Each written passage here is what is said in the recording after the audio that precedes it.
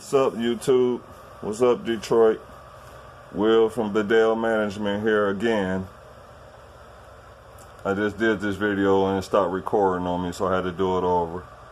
But we got the bathroom door in. The trash a little cleaned up here. See, I love M&Ms. We started on the drain system, and yes, the pole is still here. It will be gone today on the next video. I have a few on coming out today, a few short videos. But see, we got the main line coming, going down to the drain in the basement. 2-inch line going over to the bathtub, reduced down to 1.5 inches. None of that you see right there is glued until I set the bathtub down to get the waste and overflow. Which of course, every time I go to Home Depot, they don't have the one I'm looking for. And I'm not finna spend $50 for a $17 drain, waste and overflow. But on another note, the rest of that's glue, reduced down to 1.5 inches for the vanity. As you can see, I got that going over there. Probably gonna ask, what's the other pipe going up for? Well, old school plumbers, this is how we used to vent our lines, so we can make sure we got good airflow in the lines, so we don't pour the water out of the traps, and won't pour the water out of the toilet if you don't have enough airflow through. Now, I'm gonna get some people eventually start looking at these videos and go back to it. So I'm gonna let you know now.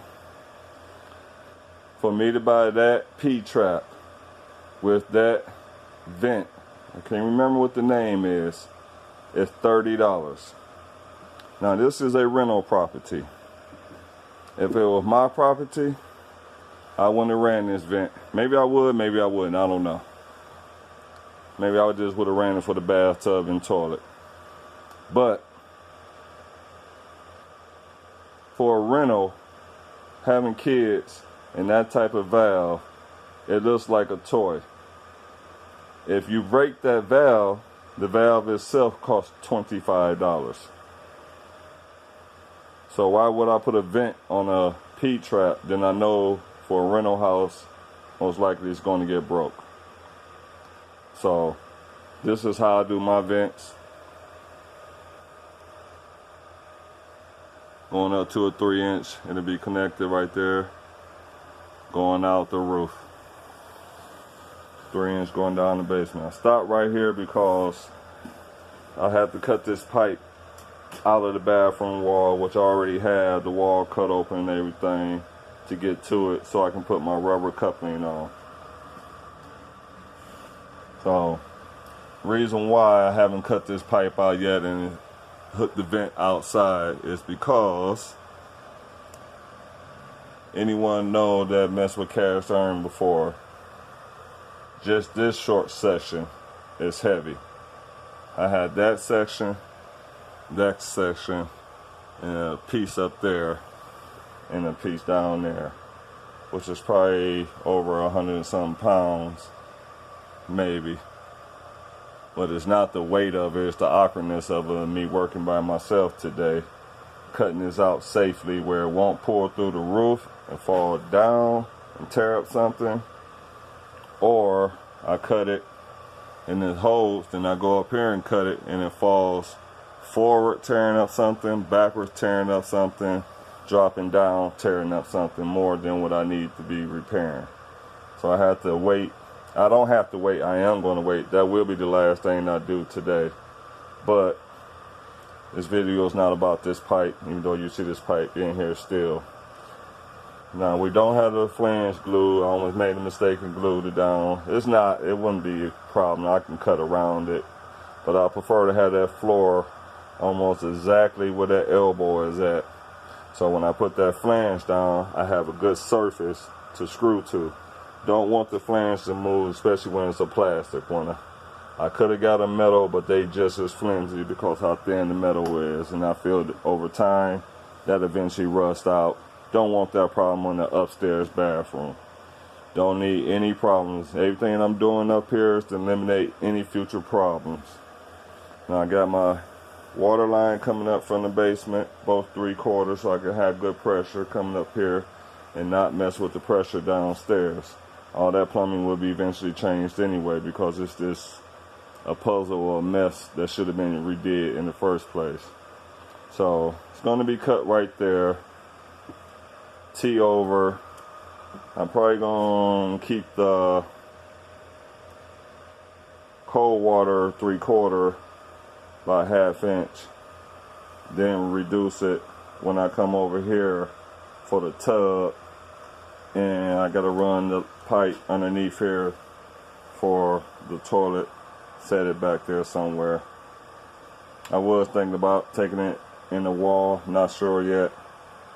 But coming out the floor shouldn't harm. Like I said, maybe out of there or right there somewhere. I can reseal all this up. Took the tub out just to make sure I can put that drain exactly where I needed to put it, because my pattern before I cut this floor went like this. As you can see, that's my circle for the outlet of the tub. Then the waste and overflow should start somewhere around there. So that's why none of this is glued. And you can move this back and forth. Cut this back. Use different parts to go to it. Whatever you need to do. I had to brace up this part so make sure my tub is level completely so it'll drain good. I will throw some mortar down on that back end because it's probably like maybe a 1/2 inch off the floor on this back end, and I want to make sure it get good adhesive when people sit in this tub. It don't move, shift, or anything, because I don't want the towel cracking. I don't want nothing cracking, nothing leaking. I don't want to have to come back to this job and have to tear out everything I did because something cracked or leaked or wasn't sealed right. So finish my one bys on the other side. I call that my wet wall, old school term. But it basically allows me more room to run these pipes and stuff. And there'll be a stud right there. Pipes go up secure to, I think it's a 1-handle faucet we putting in this one. And I probably have a stud going up on the side. And nah, I'm not sure. I have stud up here for the shower head. Then I figure out where I want to put that stud. But as you see, we got the chimney framed in like how it should have been in the first place. We got our closet staying right here because we decided on doing the bathroom, as you can see. Got our electrical installed in here. Got that side of the chimney framed in, so when you're done with this, you will not see a chimney at all, which it should have been in the first place. Like I said, this room has already been wired up. I just gotta send a wire from there over into that plug because I don't want both of them on the same.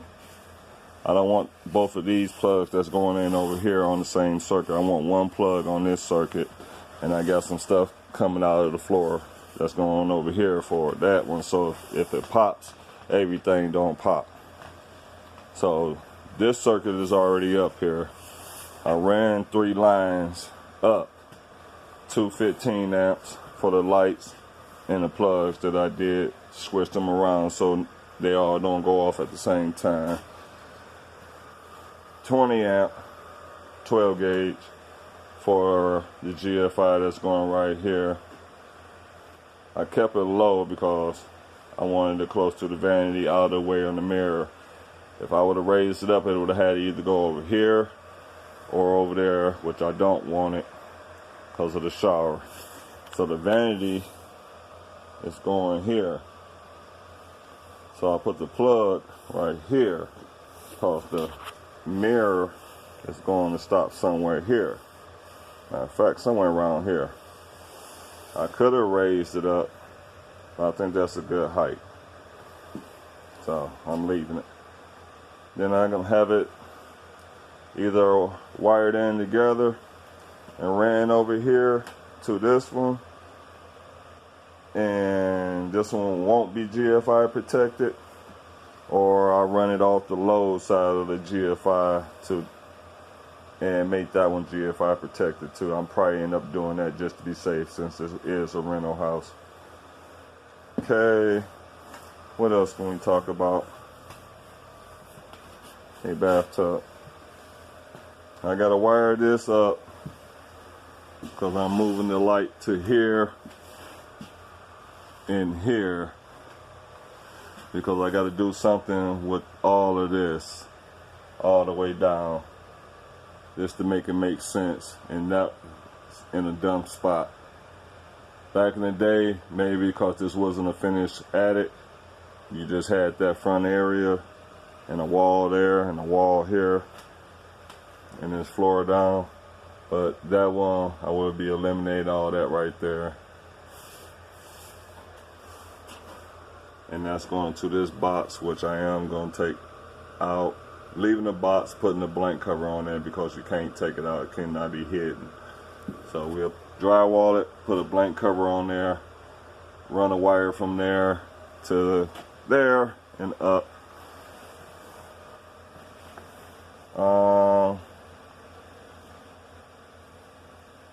This plug and the plug that